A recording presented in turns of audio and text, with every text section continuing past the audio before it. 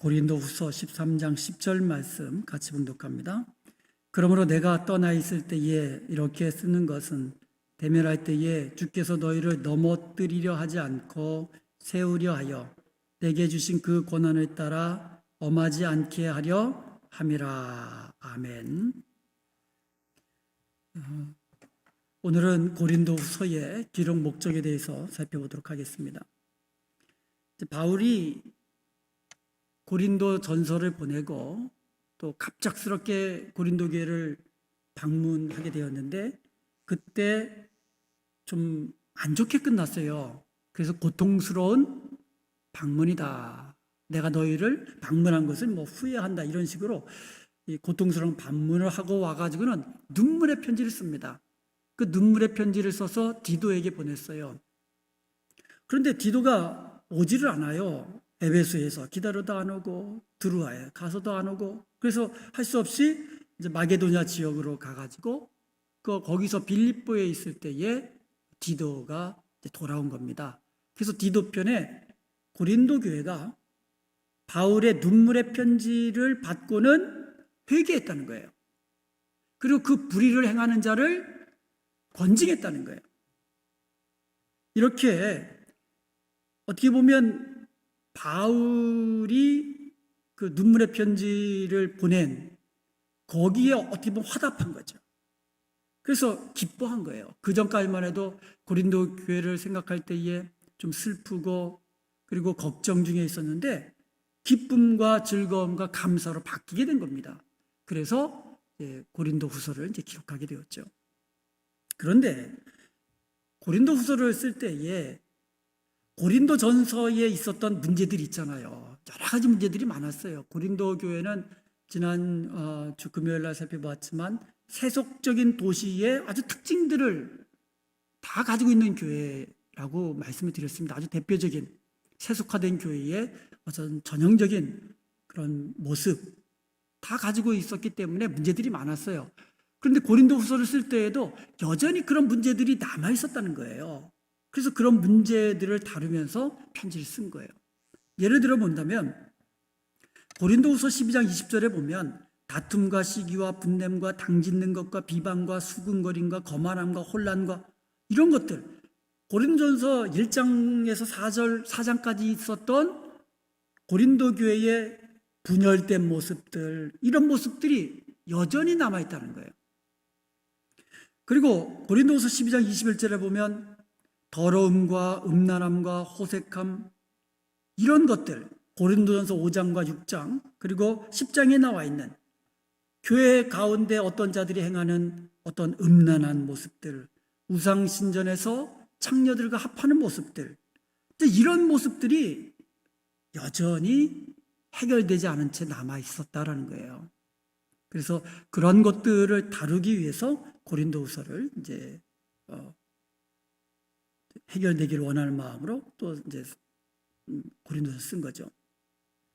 그런데 고린도후서를 쓴 또 하나의 목적이 있습니다.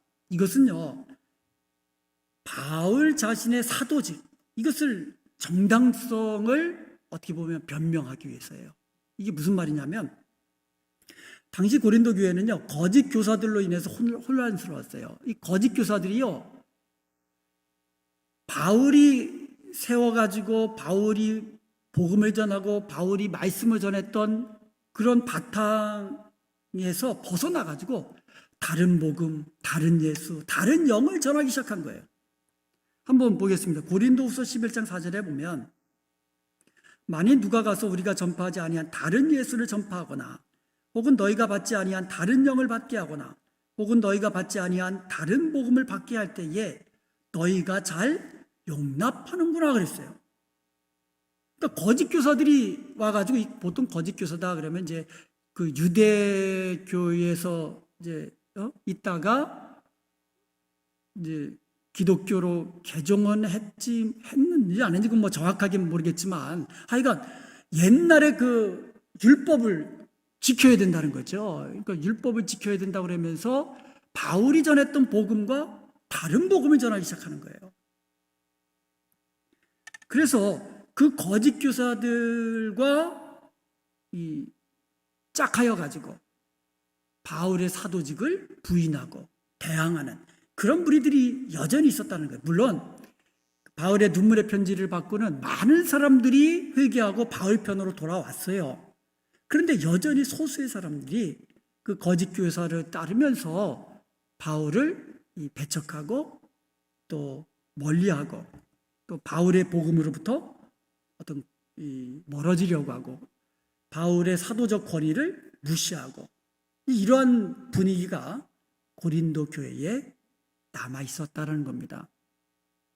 그런 사람들은요, 그러니까 거짓 교사들은 주로 이제 어떤 사람들이냐면 히브리 사람이다, 아브라함의 후손이다, 이스라엘의 자손이다, 이렇게 스스로를 자랑하는 사람들이에요. 그러니까 어떻게 보면 이제 유대 교회에서 자라난 이제 그런 사람들이라는 것을 알 수가 있죠. 그래서 그 사람들은 바울이 전한 복음에 반대하면서 그 율법을 오히려 더 지켜야 된다고 그렇게 잘못 가르쳤던 그런 사람들이었어요.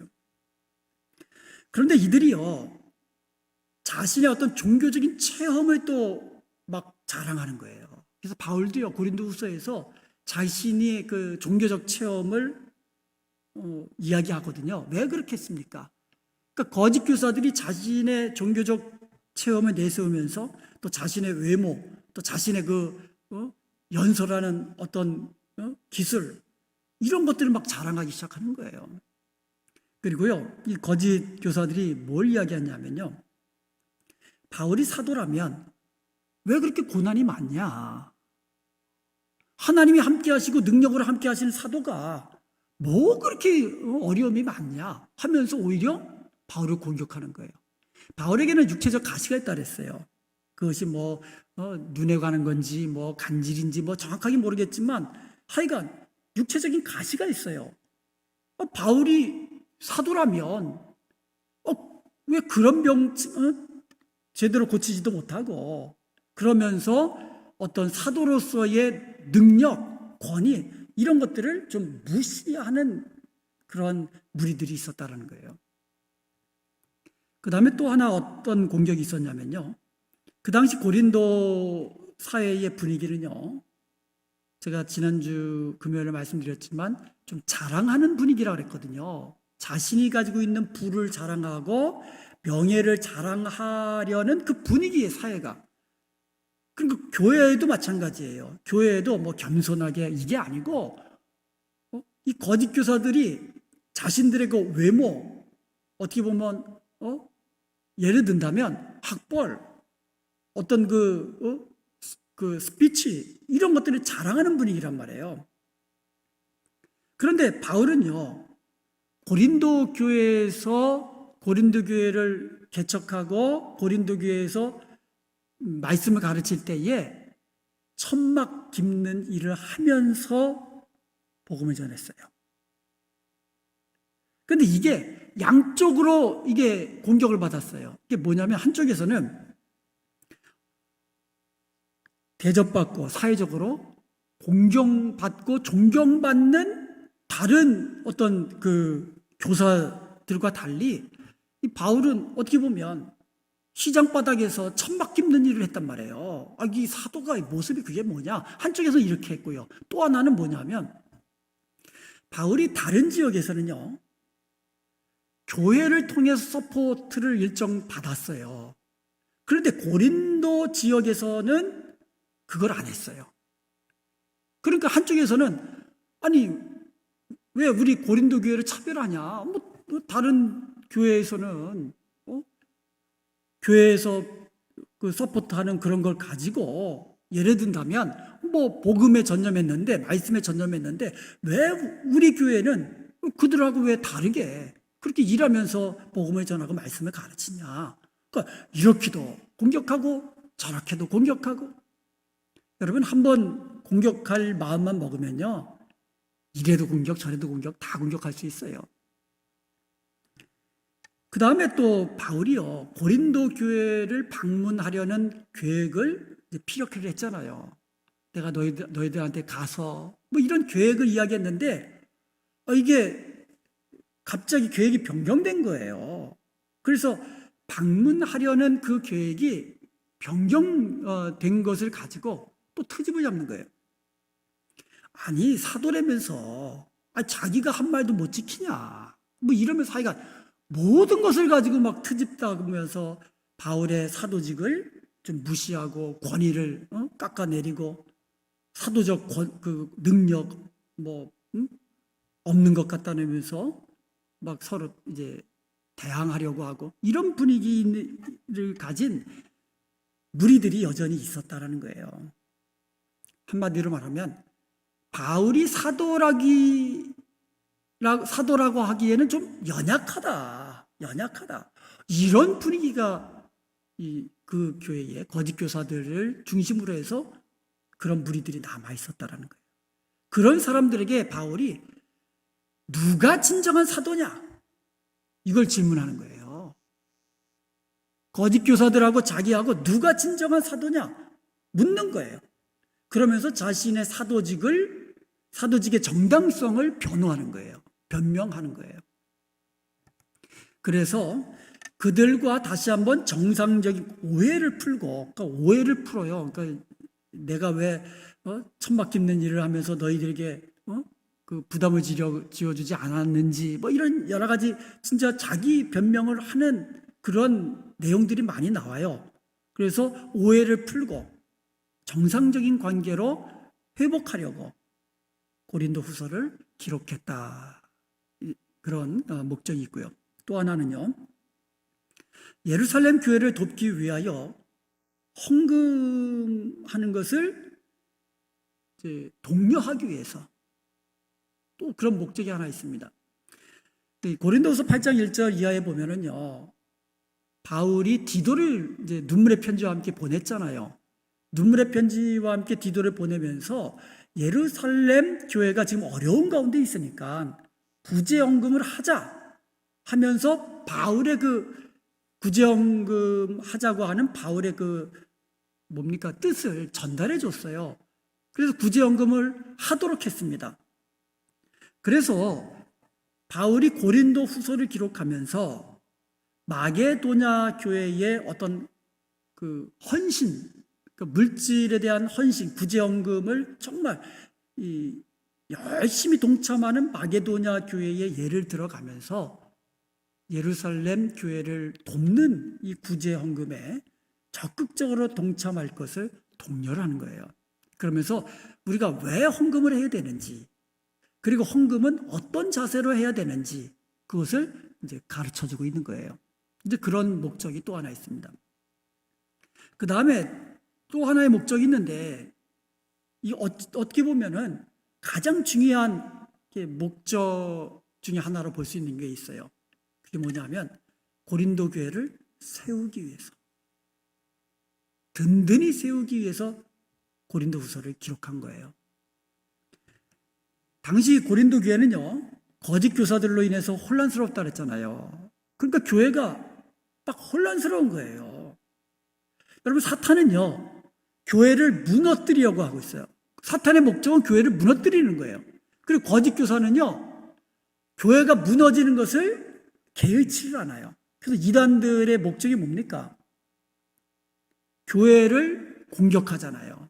자기들 집단에만 구원이 있다, 우리가 진짜다, 그러면서 기존 교회, 전통 교회, 이거 구원 없다, 교회를 공격합니다. 그리고 교회를 공격하는 무리는요, 이거는 주님 편이 아니라는 것을 우리가 알아야 돼요. 그러니까 우리가 교회를 세우는 일에 정말 우리가 열심을 내는 성도가 되어야 돼요. 그게 주님 편에 선 성도예요. 그런데 거짓 교사들은 교회가 어려워지든 무너지든 상관하지 않는 거예요. 왜 그렇습니까? 주님 편이 아니라는 거죠. 그렇지만 우리 주님의 목적은 뭡니까? 교회를, 자기 피로 세우신 교회가 든든히 세워지는 것을 우리 주님은 원하시는 줄로 믿습니다. 그 주님으로부터 보냄받은 사도인 바울 역시도 교회를 세우기 위해서 고린도 후서를 기록했다는 거예요.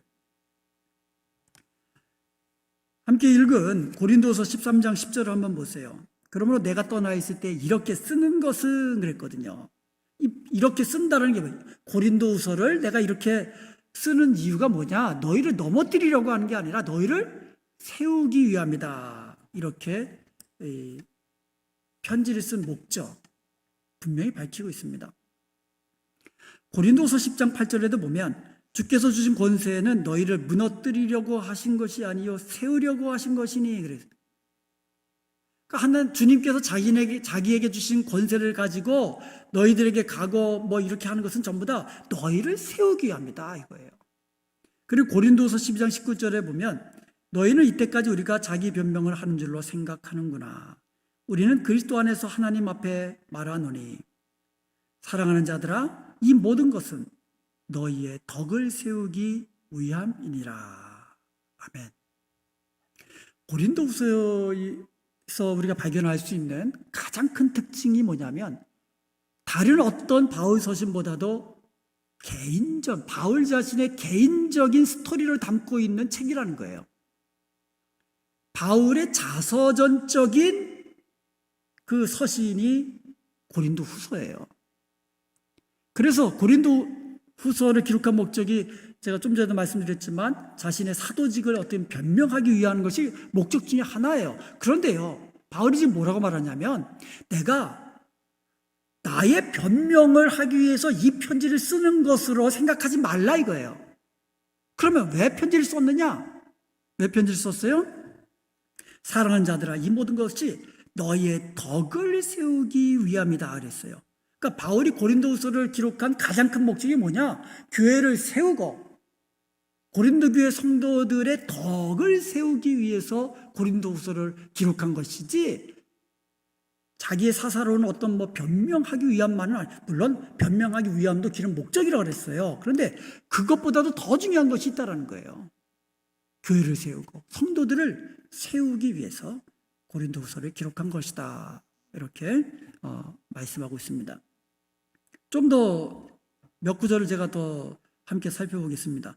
고린도후서 1장 6절에도 보면 우리가 환난당한 것도 너희가 위로와 구원을 받게 하는 것이고 우리가 위로를 받는 것도 너희가 위로를 받게 하는 것이다. 그러니까 바울의 목적이 뭐예요?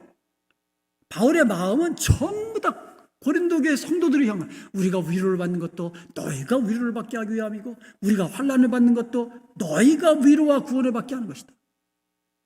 너희가 받을 환난 내가 대신 받고 너희는 위로와 구원을 받아. 그런 뜻이에요. 전부 다 교회와 성도들을 위한 바울의 마음을 우리가 엿볼 수가 있는 겁니다. 고린도후서 4장 15절에도 보면 이 모든 것이 너희를 위함이니 고린도후서 13장 9절에도 보면 우리가 약할 때에 너희가 강한 것을 기뻐하고 또 이것을 위하여 구하니 곧 너희가 온전하게 되는 것이다. 우리는 약하지만 너희가 강한 것을 내가 원하고 너희들이 온전케 되는 것이 정말로 우리가 구하는 것이다. 그러니까 바울의 마음은 전부 다 교회와 그 교회 성도들을 위하여 있다라는 거예요. 이게 어떻게 보면 가장 중요한 기록 목적이라고 볼 수가 있는 것이죠. 자, 교회를 세우는 것이 고린도 교회의 기록 목적이라고 했습니다. 그런데요, 교회를 세우고 성도들을 세우고 그게 궁극적인 목적일까요? 교회를 세워놓은 다음에 정말 또 원하는 것이 있단 말이에요. 바울이 진짜로 원하는 것, 세워놓고 원하는 것이 있단 말이에요. 그게 뭐냐면 고린도 교회로 하여금 다시금 세속적인 도시에서 증인 공동체로 회복되기를 원하는 그것이 또 아주 중요한 기록 목적이에요. 그러니까 교회가 일단 세워져야 무슨 어떻게 보면 구제도 하고 선교도 하고 할 거 아니에요. 교회가 자기들도 서바이벌 하기 힘든데 어떻게 다른 눈 돌릴 때 있겠어요? 교회가 세상으로부터 손가락질 당하는데 세상을 향하여 예수 믿으라 전할 수 있겠어요? 안 되잖아요. 그러니까 교회를 딱 세워놓고 다시금 세속적인 교회를 향하여서 그리스도의 복음을 전하는 증인 공동체로서 세우기 위해서 고린도후서를 기록한 것이라는 겁니다. 고린도후서에는요, 크리스찬을 몇 가지 비유로 크리스찬이 누구인지 그리스도인의 정체성을 설명해 줍니다. 크리스천이 누구냐? 크리스천의 정체성, 여러분, 고린도후서를 통해서 우리가 알 수 있는 아주 중요한 것이 있다면, 우리가 크리스천인데 우리 크리스천이 바로 우리의 정체성이 무엇이냐는 거예요. 그것을 우리가 고린도후서를 통해서 알아야만 합니다. 그리고 정체성에는요, 소명이 나타나요. 그러니까 정체성을 알면 세속 도시에서 우리가 어떤 삶을 살아야 되는지, 세상으로 보냄받은 자답게 어떻게 살아야 되는지, 이런 소명을 새롭게 하게 됩니다. 그러니까 크리스천의 정체성을 아는 것이 우리의 소명의식, 사명의식을 우리가 새롭게 하는데 굉장히 도움이 되는 거예요. 이게 연결되어 있습니다. 자, 그렇다면 그리스도인의 정체성은 무엇이고 세상을 향한 그리스도인의 선교적 소명이 무엇인지 한번 어떤 비유를 통해서 설명하고 있는지 살펴보겠습니다. 첫 번째로는 그리스도의 향기다. 크리스천이 뭐냐? 누구냐? 그리스도의 향기다. 이렇게 비유를 했어요. 고린도후서 2장 15절에 보면 우리는 구원받는 자들에게나 망하는 자들에게나 하나님 앞에서 그리스도의 향기니, 그리스도의 향기라는 거죠. 그래서 그리스도인이 누구냐? 그리스도의 향기다. 그래서 세상에 그리스도의 향기를 바라는 사람이 되어야 된다는 거 아닙니까? 그러면서 16절에 뭐라고 말하냐? 이 사람에게는 사망으로부터 사망에 이르는 냄새요, 저 사람에게는 생명으로부터 생명에 이르는 냄새라. 누가 이 일을 감당하리요? 누가 감당하리요? 바울이요? 지금 누가 감당하겠느냐? 너희가 그리스도의 향기다. 너희가 이 일을 감당해야 된다고 지금 이야기하는 거예요. 고린도 교회를 세워놓고는 너희가 그리스도의 향기로서 세상을 향하여 그리스도의 향기를 바라는, 그리스도의 생명을 전하는 그 일을 너희가 감당해야 된다는 거예요. 누가 감당하리요? 너희가 감당해야 된다고 지금 이야기하고 있는 겁니다. 그래서 정체성에는, 그리스도인의 정체성에는 세상을 향한 선교적 소명이 뒤따른다는 거예요. 자, 두 번째로 그리스도의 편지에 비유하고 있습니다. 고린도후서 3장 3절에 보면 너희는 우리로 말미암아 나타난 그리스도의 편지니 그랬거든요. 여러분, 편지 쓸 때에 내 마음도 전하고 내 생각도 전하고 내 사랑도 전하고 뭐 그러잖아요. 그리고 내 원함도 전하고, 우리가 바로 그리스도의 편지라는 거예요. 그래서 세상에 그리스도가 누군지, 그리스도의 마음이 어떠한지, 그리스도가 무엇을 원하는지 우리로 하여금 세상에 알려지기를 원한다는 거예요. 그 다음에 세 번째로 새 언약의 일꾼이다 이렇게 비유하고 있어요. 고린도후서 3장 6절에 보면 그가 또한 우리를 새 언약의 일꾼 되기에 만족하게 하셨으니 새 언약의 일꾼이다. 그러면 새 언약의 일꾼을 이제 세 가지 직분으로 설명하고 있는데, 첫 번째로는 영의 직분이다 그래요. 영의 직분. 3장 8절에 보면. 그 다음에 3장 9절에 보면 의의 직분이다 그랬고요.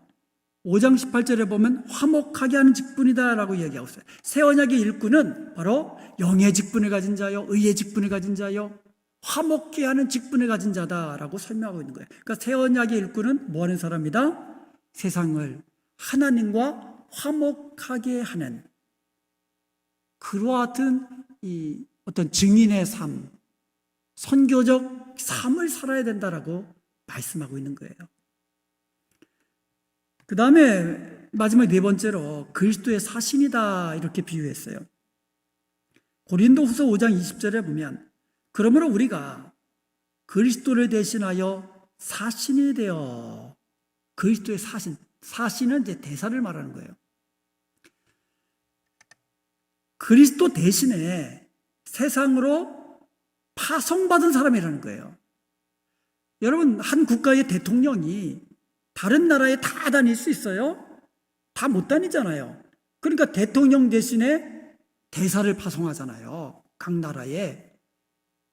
마찬가지로 우리가 바로 이 세상에 그리스도를 대신하여 파송받은 그런 대사들이다라는 거예요. 자, 그러면서 이 그리스도의 사신으로서 우리는 두 가지를 해야 되는 거예요. 첫 번째는 뭐냐면 세속적인 세상에 보냄받은 자답게 살아라 이거예요. 보냄받은 자답게 살아라. 그거는 보냄받은 자답게 사는 것이 어떤 모습이냐? 5장 14절에서 17절까지 보면은 예수 그리스도를 위한 삶을 살아라. 그러면서 우리는 새로운 피조물이라는 거예요. 보라 새 것이 되었도다. 이 얘기는 뭡니까? 새로운 피조물답게 새롭게 된 그와 같은 삶답게 세상에서 살아라 라고 우리에게 요청하는 겁니다. 그러니까 세상에 우리를 대사로 파송한 다음에 그리스도의 모습으로 살아가라는 거예요. 하나님 나라의 백성답게 살아가라는 거예요. 그리고 5장 20절에서 21절에 보면 우리가 바로 하나님의 의가 되는 삶을 살아라. 그리고 6장 14절에서 18절까지 보면 우리는 살아계신 하나님의 성전이다. 하나님의 살아계신 하나님이 우리 안에 계시는 것 같이 살아라 이거예요. 그리고 7장 1절에 보면 우리 한번 다 같이 한번 보겠습니다. 7장 1절에 보니까 그런즉 사랑하는 자들아 이 약속을 가진 우리는 하나님을 두려워하는 가운데서 거룩함을 온전히 이루어라. 육과 영의 온갖 더러운 것에서 자신을 깨끗하게 하자. 거룩하게 되고 깨끗하게 살아라 이거예요. 이게 바로 그리스도의 사신이 된 그리스도를 대신해서 이 땅의 대사로 살아가는 사람의 모습이라는 거예요. 한마디로 말하면 뭐예요? 경건하게, 거룩하게, 깨끗하게 살아라. 왜? 그리스도를 보여주는 거니까.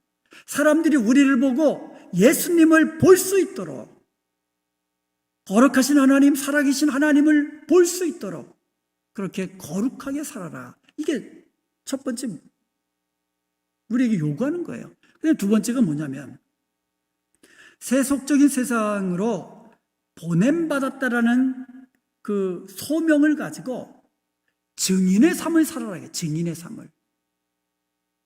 이게 고린도후서를 기록한 아주 중요한 목적이라고 했잖아요. 교회를 세워놓고 세상에 어떤 증인 공동체, 선교적 교회로 살아라. 이게 고린도 교회 후서를 기록한 아주 중요한 목적이라고 그랬는데요. 바로 그겁니다.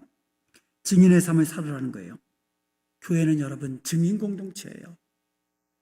삶으로 증거하고 우리의 입술로 증거하고 삶으로 그리스도를 보이면서 증거하고 우리의 입술로 예수는 그리스도시다.